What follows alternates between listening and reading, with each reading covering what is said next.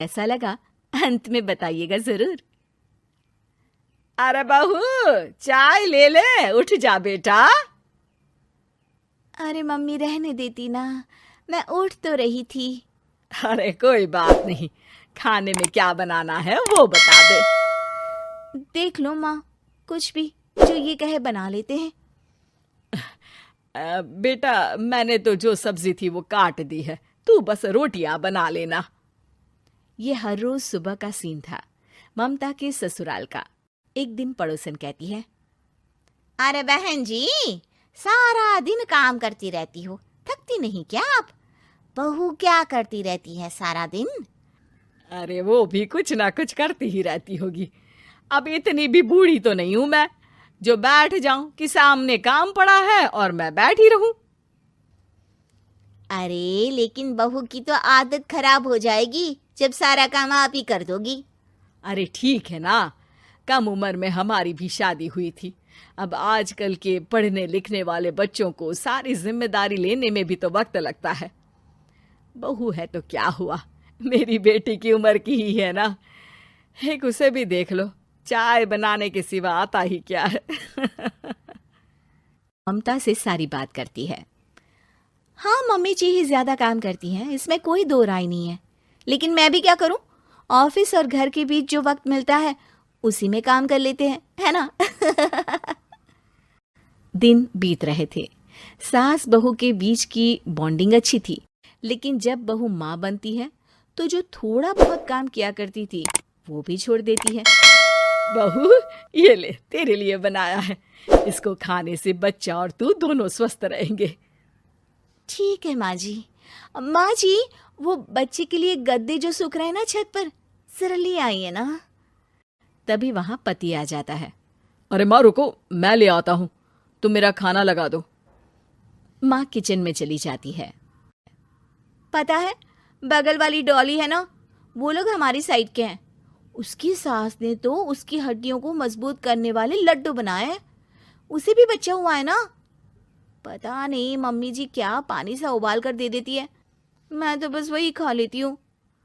अरे तो तुम्हारे साइड बनता है तो तुम अपनी माँ से बोल दो, वो बना देंगी। आहा, माँ की तबीयत ठीक नहीं रहती, तुम जानती हो ना, कैसे बनाएंगी वो। अरे क्या हो गया सासू माँ को? कल तक तो फेसबुक में किटी की फोटो डाल रही थी। अच्छा अच्छा, चुप रहिए। डॉली की सास ने मनाया है, तुम लोगों का भी तो फर्ज बनता है। तभी वहां सास आ जाती है। ये ले बहू, गर्म पानी की बोतल, गर्म पानी पीने से पेट अंदर हो जाएगा। नहीं नहीं माँ जी, गर्म पानी पीने से प्यास नहीं बुझती। अरे पी लेना बेटा। वो बगल वाली डॉली को तो जानती है ना, जो तुम लोगों के साइड की है। तेरे साथ ही उसका भी बच्चा हुआ था।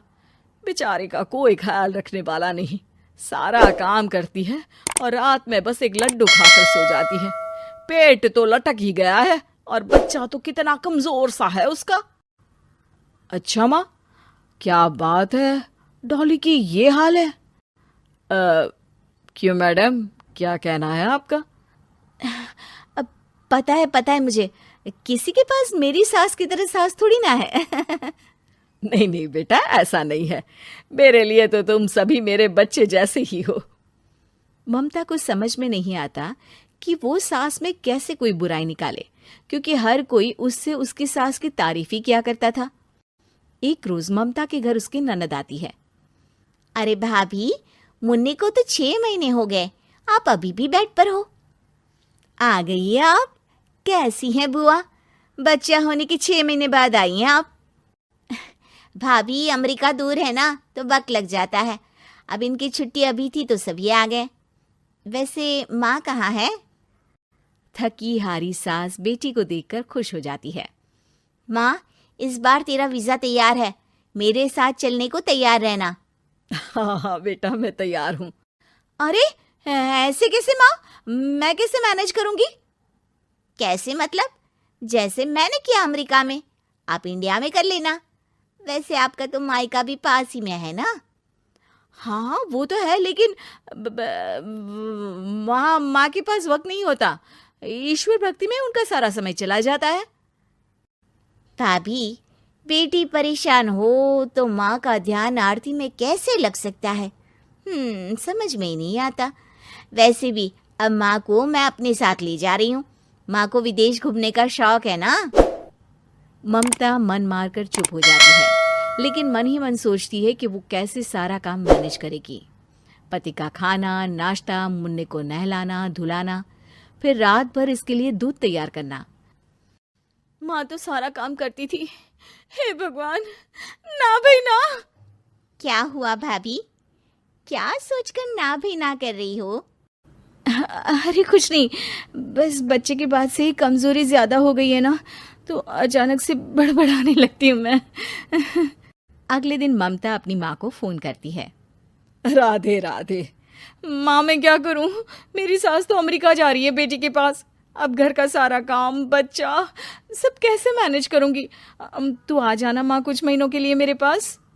अरे ना ना ममता, मेरे बस की बात नहीं है काम धाम। अरे तू तो जानती है ना, मैंने तो तेरे भाई की शादी भी गरीब गांव की लड़की से इसीलिए ही की थी कि वो चुपचाप घर का सारा काम करे। वैसे भी अब तो आदत भी नहीं रही मेरी काम करने की। ममता को माँ पर बहुत गुस्सा आता है। ठीक है माँ, देख लूंगी मैं, लेकिन मेरी मुसीबत के वक्त आप मेरा साथ नहीं दे रही है। अब भूल जाना मुझे। ममता गुस्से में आकर फोन रख देती है और रोने लगती है, लेकिन बेचारी करे भी तो क्या। अब सास और ननद दोनों घर का काम करते, नेहा आराम करती, लेकिन अब आराम में भी उसे चिंता रहती। और फिर वो दिन भी आ जाता है जब ननद का जाने का वक्त आ जाता है। भाभी मैं जा रही हूँ, अपना और मुन्ने का ख्याल रखना। ममता सास को देखती है और गले लगकर रोने लगती है। माँ जल्दी आ जाना। सास मुस्कुराकर कहती है, कहाँ से ममता, मैं कहीं नहीं जा रही। मैंने देखा कि मेरे जाने की बात से ही तू परेशान हो गई थी, इसीलिए मैंने अपना जाना कैंसिल कर दिया है। तू चिंता ना कर, मैं तेरे साथ ही रहूंगी। ममता को अपनी माँ की बात याद आती है कि कैसे उसके कहने पर भी ममता की परेशानी को समझने की बजाय उसने मना कर दिया, जबकि सास ने बिना कुछ कहे बहू की समस्या पढ़ ली। हाँ माँ, हम सब साथ चलेंगे बाद में दीदी के घर अमेरिका। आज से आप रानी बनकर रहना और मुन्ने को देखना। मैं समझ चुकी हूँ कि मेरा फर्ज क्या है।